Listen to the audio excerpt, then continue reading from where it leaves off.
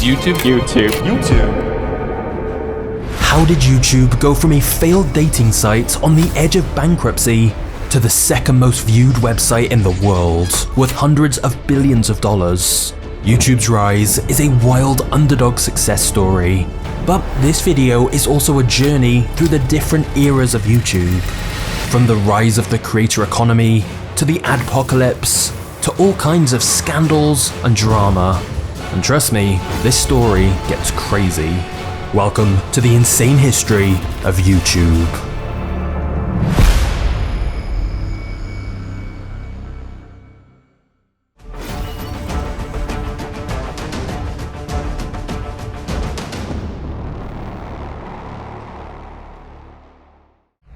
The story of YouTube begins in a surprising place: the headquarters of PayPal.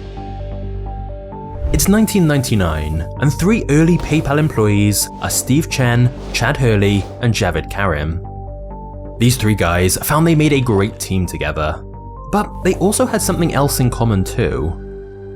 Often, the three of them would meet for lunch at a coffee shop outside of PayPal's headquarters and talk about all the interesting ways the internet was evolving, and all the different business ideas this gave them.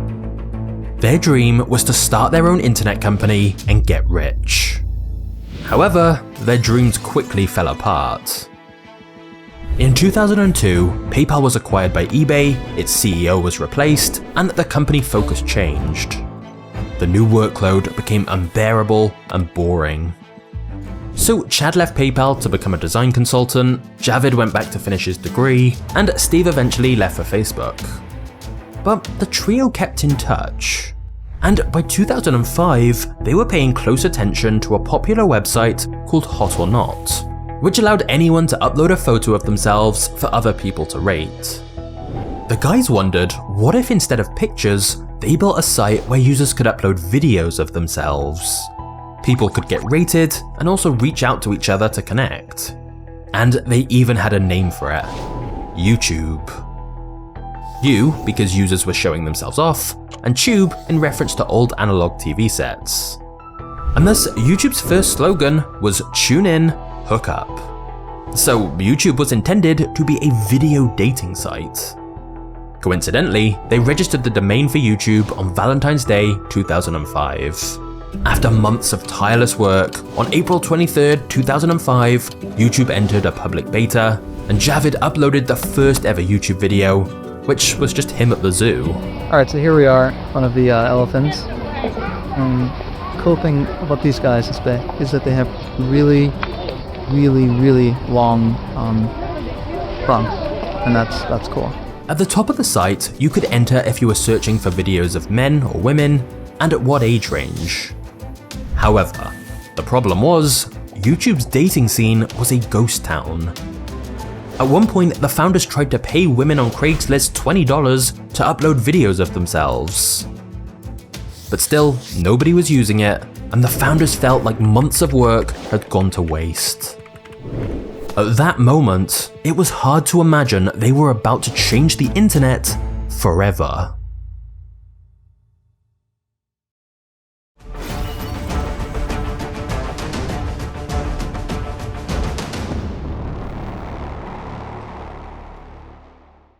YouTube's dating angle wasn't working, but the guys had accidentally created something entirely different. Every day, new videos were uploaded to YouTube, but instead of dating profiles, they were snowboarding fails, cat videos, backflips, and all kinds of other homemade clips. People were using YouTube to store videos they had lying around on their SD cards or computers. And so, a month after launch, around 30,000 people were visiting the site every day. This hadn't been their plan, but the founders figured they should run with it. Basically turn YouTube into a database for people to store their videos. When YouTube was a dating site, we received 0 video uploads for a week, right? And then let's just make it into a generic video site where you can upload anything. And that's when we really started seeing the videos.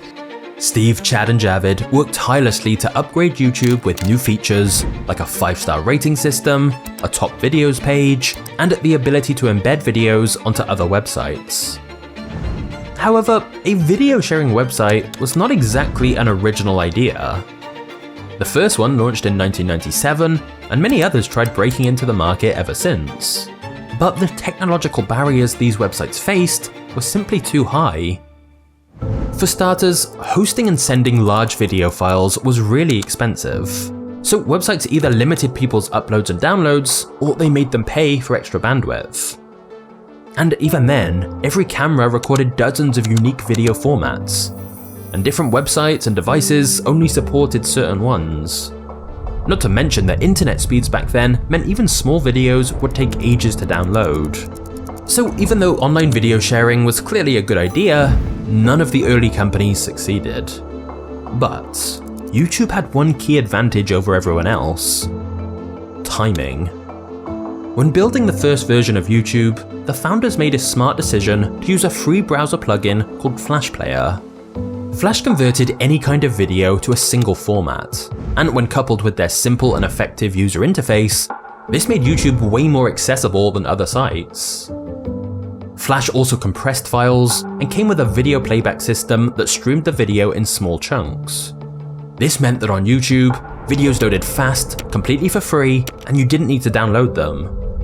To share videos, you just sent a link, and this changed everything. What's interesting though, is at this point the founders still saw YouTube just as a way for people to store videos that were relevant to them, and share them with friends and family. But then something curious started happening. Someone would upload a video with a universally funny quality, and it was only a matter of time until someone else found the video and shared it with their friends. At this point in 2005, MySpace was the biggest social network site. And so if someone found a funny video on YouTube, they'd post it on MySpace, and it'd get reshared over and over. With the combined power of MySpace and YouTube, early viral videos like David After Dentist, The Evolution of Dance, and Charlie Bit My Finger spread across the internet like wildfire, getting millions of views. And for YouTube, viral videos meant more visitors, which meant more uploads, which then led to even more viral videos. It was a snowball effect.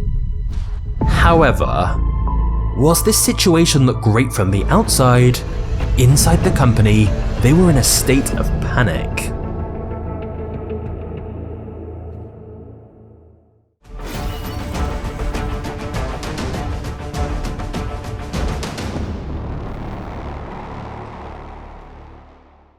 Any website that hosts videos needs somewhere to store them, but until now, this hadn't been a problem for YouTube. When starting out, Steve hired a data hosting company called ServerBeach, who were offering unlimited bandwidth for $129 a month. This was a good bargain initially, but when the number of videos uploaded to YouTube suddenly skyrocketed, ServerBeach quickly realized their unlimited plan was not gonna work. So they said YouTube would have to start paying them proportionally for the amount of bandwidth they used. And the YouTube guys had no choice but to accept. This was a major issue, as suddenly ServerBeach started charging thousands of dollars to Steve's credit card every month. And the even bigger problem was YouTube still wasn't a functioning business. They didn't even have a plan for how they were going to make money. So all of the initial excitement of seeing their user number grow was replaced by a panic. Every one of those users was costing them money. Around June 2005, Steve, Chad and Javid felt like the walls were closing in, and they quickly started looking for investors. Unfortunately though, it seemed like nobody wanted to invest. People thought YouTube's concept was great, but most investors didn't see it as a viable business. They felt even if YouTube could be monetized, the returns would be mediocre at best, as video hosting was just too expensive. And so after months of unsuccessfully pitching investors, things were looking bleak for the three founders. Every day, close to 1 million people were now visiting YouTube, but every month, ServerBeach was charging Steve many thousands of dollars to host YouTube's videos. This was unsustainable. If they didn't find an investor soon, Steve would probably go bankrupt, and that would be the end of YouTube. However, one day, Javid was at a barbecue with one of his old co-workers from PayPal. He'd just got married and said he couldn't find a way to share the honeymoon videos with his friends and family. Obviously, Javid jumped at this opportunity and helped him upload his videos to YouTube. But that guy just happened to now be working for Sequoia Capital, one of Silicon Valley's biggest venture capital firms. And he was so impressed with YouTube that he connected the YouTube guys with his partners at Sequoia, who agreed to invest. And thus in November 2005, YouTube got the influx of cash they so desperately needed, $3.5 million. The founders breathed a sigh of relief, and they used this money to hire more employees, and then cram them into a tiny office above a pizza restaurant. Sure, it wasn't perfect. In fact, their new office was literally infested with rats. But the main thing was that YouTube seemed like it had a future. Unfortunately, this optimism didn't last long, because just a few weeks later, YouTube's single biggest traffic source declared war on them.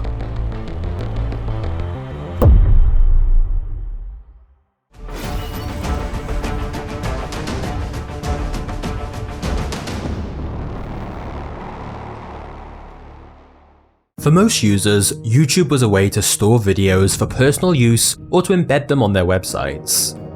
But a handful of people were taking a different approach. They were actually making videos for YouTube, consistently. This was new, and it was interesting. So to help these people out, Steve, Chad and Javid updated YouTube with a new feature, the subscribe button. It seems simple, but this button would actually save the company in a few months and end up changing millions of lives. For now though, the subscribe button had one immediate effect. More people started uploading on a regular basis. By November 2005, more than 2 million people were visiting the site every day. By mid-December, that was closer to 8 million. YouTube's growth numbers were doubling every week, and it hadn't even left beta. YouTube launched officially on December 15th, 2005. But whilst they were busy celebrating, others were conspiring against it. You see, YouTube's viral hits were largely because of MySpace, but MySpace wasn't exactly happy about this. Every time someone clicked a YouTube link, they spent less time on MySpace. So MySpace had no mercy. They started removing posts with YouTube links, censoring any mention of it, and they even started their own video sharing project called MySpace Videos. So the week after YouTube's official launch, their main source of traffic was gone. The biggest social network was now their competitor, and they weren't the only ones. Google, Yahoo, and Facebook all wanted the video sharing market for themselves. But even though YouTube had far less resources, it did have something the rest of these companies could only dream of. 2 months after introducing the subscribe button, YouTube was no longer a simple video repository. Thousands of people were now uploading videos to YouTube for YouTube's sake, and millions of people were watching them every day. It didn't matter if you were a musician, a filmmaker, friends making comedy skits, or whatever else it was you wanted to share with the world. Now anyone, anywhere could build a community with people who shared their interests. And so when MySpace shadow banned YouTube, it didn't actually matter. By January 2006, YouTube's daily viewership had more than tripled to 25 million. By March, there were 25 million total videos, and every day, about 20,000 more were uploaded. And with such staggering growth, YouTube became the breeding ground for a new kind of celebrity. Someone who was accessible, relatable, and human. A YouTuber. Early popular YouTubers emerged, like Smosh, Brookers, iJustine, Fred, and Lonely Girl 15. What's interesting is back then, there was a team at YouTube dubbed the Cool Hunters, who would manually find interesting videos to put on the YouTube homepage rather than using algorithms. However, it would soon become hard for the YouTube team to manage the huge influx of videos they were getting.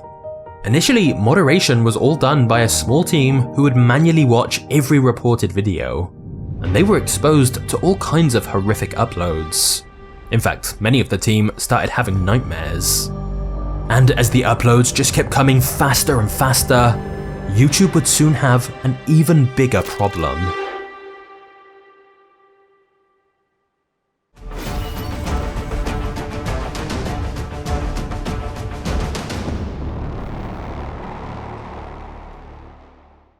Since anyone could upload pretty much anything for free, people were using YouTube to upload copyrighted music, movies, and TV shows.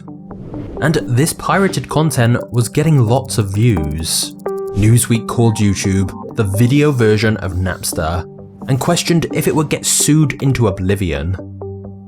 Even a random video with a song as background music counts as copyright infringement, so all three major record labels filed a barrage of lawsuits against YouTube.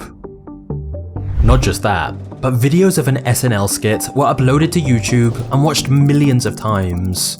So Viacom, one of the biggest media companies in the world, threatened YouTube with another massive lawsuit if they didn't somehow remove all of them. YouTube simply did not have the tools to deal with all of this. And to make things even worse, each day around 65,000 new videos were now added on top of the 25 million YouTube was already hosting. And they still hadn't figured out a good way to make money. They had started running a small amount of banner adverts, or occasional ads on very select channels, but at this point they didn't have a good ad system, and they didn't know if either advertisers or viewers would accept ads on these short, homemade videos. Not to mention that they were concerned about running ads on content when they had no idea if the material was copyrighted or not, as that could invite even more lawsuits. So basically, YouTube was in a very strange position. On the one hand, it was one of the fastest growing websites in internet history.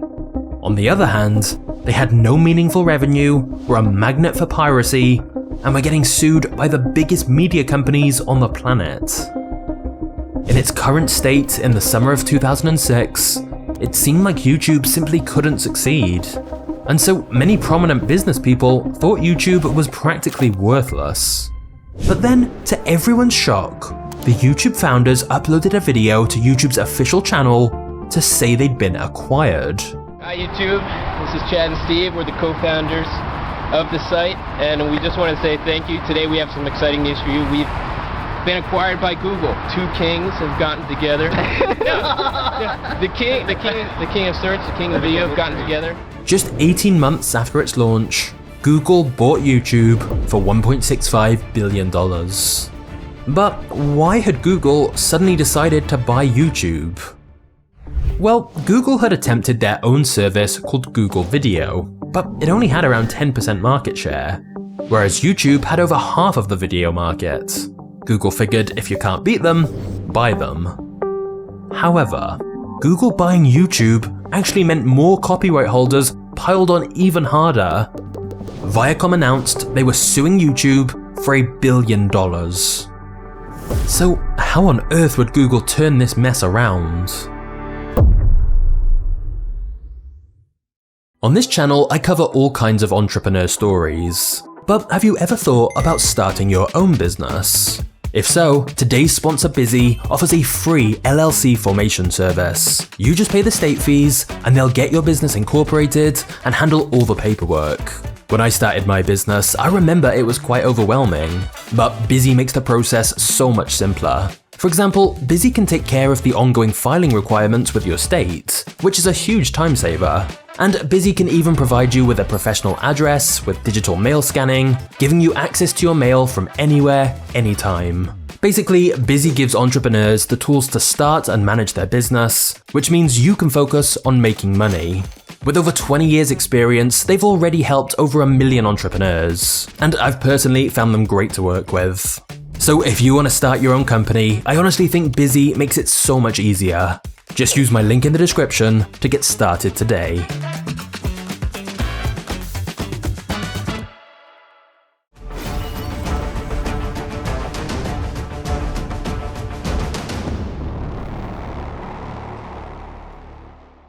Even after Google acquired YouTube, Chad stayed on as CEO, and Steve stayed in charge of developing new features. So the original vision for YouTube stayed very much the same. The difference now was that YouTube had the resources of Google at their disposal. So Google began building a tool called Content ID. This allowed copyright holders to upload their content to a giant database, and YouTube would then be able to find identical matches on its site. This meant the copyright holder could then remove the content or make money from it. This was a massive breakthrough in dealing with YouTube's copyright problems. And so that just left one other big problem to solve: making money. Of course, Google's biggest strength has always been advertising. And so soon after Google acquired YouTube, advertisements began playing widely across the site.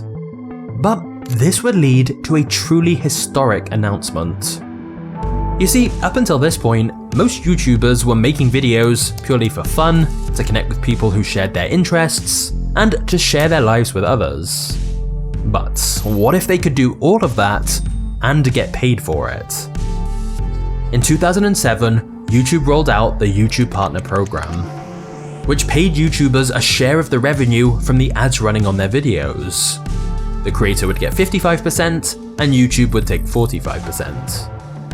It sounds simple, but it was revolutionary at the time. People had just been happy YouTube let them host their videos for free, and now they could get paid for their hobby. This immediately incentivized people to create more videos and create even better videos. If you wanted to make a short film now, you didn't need permission from a producer. If you wanted to publish a song, you didn't need permission from a record label. Or if you wanted to give a lecture, you didn't need permission from a university board. All gatekeepers were removed, so whatever your idea was, anyone could now broadcast themselves to the world and make money from it. This began a golden age for creativity on the internet, with thousands of new creators joining YouTube. And this led to whole new formats of video content on the site. Pranks, comedy sketches, video essays, vlogs, tutorials, reviews, ASMR, animations, stunts, the list goes on. And because YouTube allowed for more niche content than TV, there was something for everyone. Meanwhile, YouTube was also making stars. In 2007, a proud mother uploaded a video of her son singing, who'd later be signed by a record executive after he found him on YouTube. Around this time, YouTube also began to see videos with more editing and higher production channels emerged. KSI, MKBHD, Ray William Johnson, Dude Perfect, Jenna Marbles, PewDiePie, the list was endless, and the viral videos just kept coming. However, whilst YouTube opening monetization to its creators had led to all kinds of new content, it had also caused a major problem. Since people had realized that views equal money, YouTube had become filled with clickbait. Creators would lie in the title of their videos just to get people to click, and thumbnails of girls with low-cut tops suddenly filled the site. This would lead YouTube to make a major change to its algorithm. Instead of prioritizing views, videos would now be promoted more if they had higher watch time. The idea was that if someone spent a long time watching a video, they're more likely to have enjoyed it than if they immediately clicked off it. This also meant people spent more time on YouTube and saw more ads. While some creators suffered from this change, it also gave rise to longer content, from reaction videos to documentaries to Let's Plays. This coincided with games like Minecraft exploding in popularity, and soon the gaming genre of YouTube became more popular than ever. By 2010, the world watched more than 2 billion YouTube videos every day. By this point, Steve had left YouTube to become an investor, and Chad, who was YouTube's CEO from day one, decided that it was time for him to move on as well. Since Javid had left too, this meant all 3 of the original YouTube founders had gone. And things at YouTube would soon take a dark turn.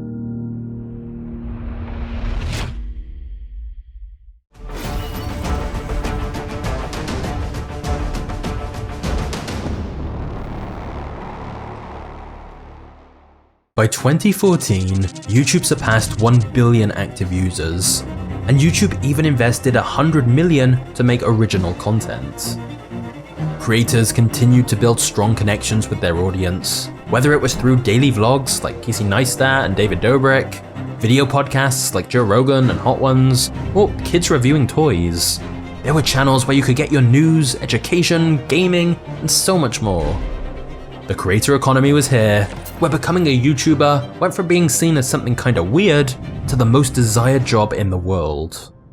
It was also in 2014 that Susan Wojcicki was brought in as CEO. Susan had one main objective: turn YouTube into a state-of-the-art advertising platform. And initially, this helped everyone. As YouTube became a better place to advertise, more companies saw its potential to reach their ideal customers, which meant both YouTube and its creators made more money. YouTube reinvested that into becoming an even better ad platform, and creators reinvested into making even better videos. This drew in even more advertisers, and the cycle repeated. Because of this, YouTube ads brought in $6.7 billion in 2016. So YouTube was becoming seriously profitable for Google. But beneath the surface, things weren't as perfect as they seemed. Mainstream companies like Apple, Nike, and Coca-Cola are very picky about what they associate their brands with. But since anyone could upload pretty much anything to YouTube, bullying, violence, conspiracy theories, and extremism could spread unchecked. And advertisers soon began realizing their ads were being displayed right next to this kind of content. Starting in 2016, some major companies began pulling their ads from YouTube. This was bad. So YouTube's response was to make their advertiser-friendly content rules stricter. But this was a controversial decision. Many creators suddenly found their videos weren't earning money anymore, and if they wanted to fit within YouTube's new rules, they had to avoid certain topics completely, which they argued was the complete opposite of what YouTube stood for. But this was just the beginning. In February 2017, major companies like Verizon and AT&T complained that their ads had been placed on videos uploaded by Islamic extremists. This news story went viral, and suddenly thousands of major advertisers pulled their ads from YouTube. Journalists realized if you just searched for any vile videos, you'd be able to find YouTube ads playing in front of them, which made for a great news story. And as a result, pretty soon almost all of YouTube's largest advertisers were boycotting the site. With far less ad money circulating through YouTube, this meant creators' revenue dropped significantly, and this became dubbed YouTube's Adpocalypse. YouTube was fundamentally an ad business, but advertisers had lost faith that YouTube could control where its ads would run. The problem was, by this point, around 400 hours of content was uploaded to YouTube every single minute. Combing through all of it manually to ensure it was safe for advertisers was impossible. So, YouTube conducted an algorithmic blanket sweep of the entire platform to identify inappropriate content. Millions of videos were demonetized, age-restricted, taken down, and sometimes even entire channels were deleted or removed from the YouTube Partner Program. And whilst this certainly helped recover some advertisers, YouTube made a crucial mistake. They didn't let creators know about any of these changes. And since the blanket sweep of YouTube's content was done by an algorithm, lots of videos that didn't break YouTube's policies got flagged, and thousands of creators' previous videos simply stopped generating revenue. Many innocent creators found their ad revenue basically disappeared, and some were forced to quit YouTube. Considering many of these creators relied on ad revenue to pay for their teams, their homes, and even to feed their families, this was a dark time for YouTube. So it was hard to believe next year was about to be much worse.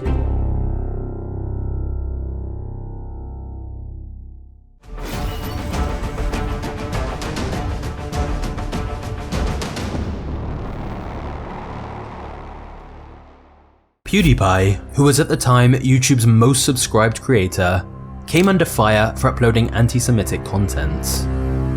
While some would argue it was edgy jokes taken too far, it didn't help that a neo-Nazi website rebranded itself as the #1 PewDiePie fan site. As mainstream media ran the story, YouTube began to realize that negative press surrounding its biggest stars would impact them too. The clearest example of this was on December 31st, 2017, when millions of people watched a vlog by Logan Paul, where he and his friends found a dead body in Japan. Due to YouTube's algorithms, the video made it to YouTube's trending page, which basically meant YouTube was promoting the video. And even though Logan chose not to monetize it, this caused a massive backlash. Not just because it was disrespectful, but the fact this type of content was being served to a fairly young, impressionable audience. And around this time, advertisers' and parents' concerns about YouTube's safety for kids would be taken to a whole new level. You see, YouTube had created a YouTube for Kids app where its algorithms would filter videos to content aimed at children. But the problem was, some seriously disturbing videos using popular characters like Elsa and Spider-Man were getting hundreds of millions of views on YouTube Kids. Whether it was Elsa giving birth or being kidnapped, these viral clips were often violent and nightmarish. But the algorithms just saw kids' characters and pulled them into the YouTube Kids app that was supposed to be safe for children. When the news went viral about this, the scandal became known as Elsagate. And it led to yet another adpocalypse as advertisers abandoned YouTube again. And as if this wasn't bad enough, just a couple of years later, they would be facing an even more disturbing scandal. You see, children were uploading videos like them doing gymnastics or bikini hauls, where they would try on clothes. But child predators were found timestamping revealing frames in the comment section. It turns out there was an entire network of predators on these kids' videos sharing links and timestamps. When this was finally discovered, YouTube went into crisis mode and ended up shutting down all comments on all kids' videos. This would have unintended consequences, where many legitimate kids' channels suffered badly as a result. And it wasn't only kids' channels who were unhappy with YouTube. Around this time, many political creators claimed that YouTube was actively censoring them, and many felt certain opinions were now actively repressed on YouTube. Meanwhile, YouTube had become flooded with clips from late-night shows and traditional news networks, and some started to feel YouTube was losing its soul of what YouTube had once been. Not to mention many creators still dealing with demonetization or copyright issues. So basically, for a whole host of different reasons, the sentiment towards YouTube from its community had been growing increasingly negative. And in 2018, they would make that known.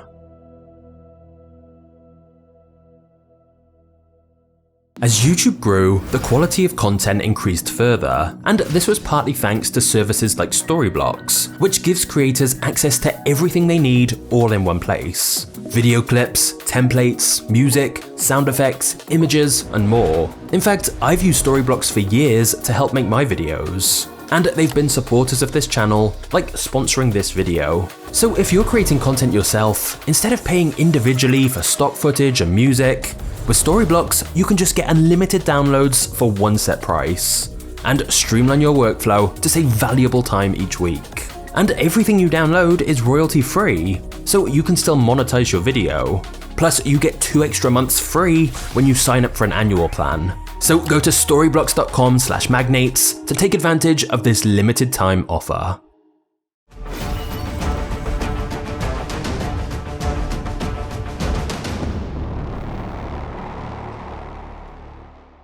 Every year, YouTube released a rewind video, basically looking back over the past year. And to someone not familiar with the platform, YouTube Rewind 2018 would have seemed like any other. But instead, the video became the most disliked video in YouTube history. There were many reasons for this. Firstly, the video emphasized old media stars like Will Smith, John Oliver, and Trevor Noah, seemingly focusing more on celebrities than native YouTubers. It also featured many creators who didn't produce videos in English, meaning many viewers had no idea who half the people in the video even were. The video also glossed over big moments from the year, like beauty guru feuds, or the breakout of YouTube boxing, and instead it felt more ad-friendly and corporate. And so the YouTube community picked this moment to unleash their dissatisfaction with YouTube overall. The truth was that whilst YouTube Rewind had started as a fun tradition, YouTube had simply grown too big now. YouTube was so diverse with so many different channels that it'd be impossible to encapsulate everyone's favourite creators and keep everyone happy. However, the reality is that throughout YouTube's entire history, it's faced one big ongoing struggle. Inside YouTube, they have always described the platform as an ecosystem with 3 main parties: viewers, creators, and advertisers.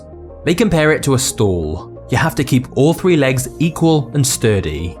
But in reality, keeping all three groups happy is never easy. For example, if you only show ads on family-friendly videos, advertisers are happy, but creators are not happy.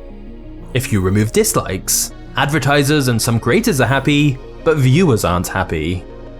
Making choices that keep everyone happy is surprisingly difficult, and yet YouTube needs all three groups to survive. So you may think with all these problems, YouTube would have struggled. But weirdly, in the last few years, it's been the total opposite. If you want to grow your own successful YouTube channel, I've spent years learning everything so you don't have to. If you'd like to skip all the years of mistakes and just see exactly what actually works, check out the link in the description to get help directly from me. I'll see you there.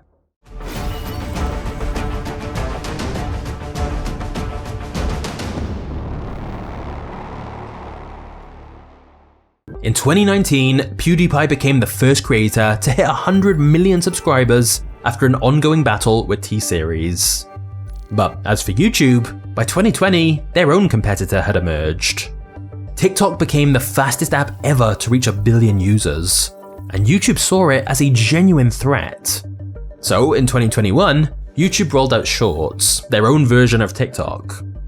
And it's fair to say it worked, with Shorts views reportedly now surpassing TikTok. YouTube also then identified Twitch as a threat, and started paying streamers to come over to YouTube Live. Meanwhile, YouTube was growing rapidly on TVs, surpassing the big streamers like Netflix. Somehow, YouTube was competing on all fronts and winning. With over 2.5 billion active users, YouTube is the second most frequented site in the world. However, in recent years, what being a YouTube creator actually means has evolved again. Instead of someone in their room talking to a camera, YouTube creators are now making truly insane productions. The most obvious example is the world's new biggest YouTuber, MrBeast, with multi-million-dollar videos like recreating Squid Game in real life.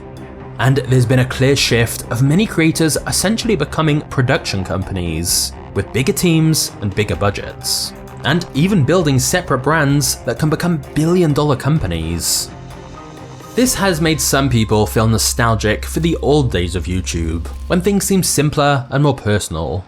But the reality is, you can still post more personalized, lower effort videos. And so I think on the whole, it's a good thing that as a viewer, you now have access to higher quality content. And as a creator, it's a good thing that you can build huge businesses through YouTube. For me personally as a creator, YouTube has completely changed my life. The fact I can make money creating videos about whatever I want is crazy, and it's easy to forget YouTube pioneered that before other platforms.